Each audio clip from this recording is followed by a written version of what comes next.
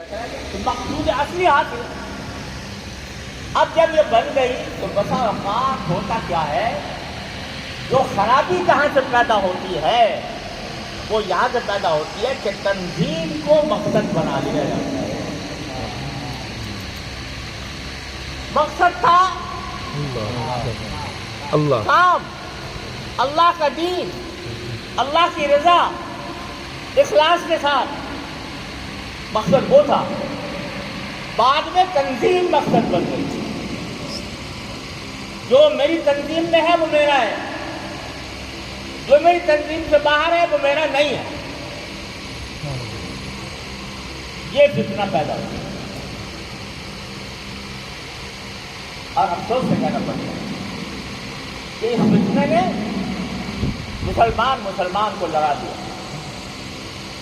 قتل و غارت گری تک نوبت آ گئی، مار پیٹ تک نوبت آ گئی. بنگلہ دیش میں جو واقعہ پیش آیا، خون کے آنسو انصاف ہوتا ہے.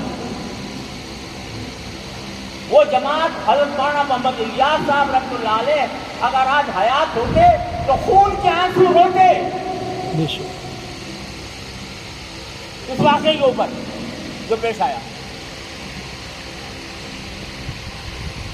انہوں نے تو کوئی نہ ان کو امارت کی خواہش تھی، نہ ان کو شورا کی خواہش تھی، نہ ان کو کسی اور تنظیم کی خواہش تھی. وہ کام لے کر آئے.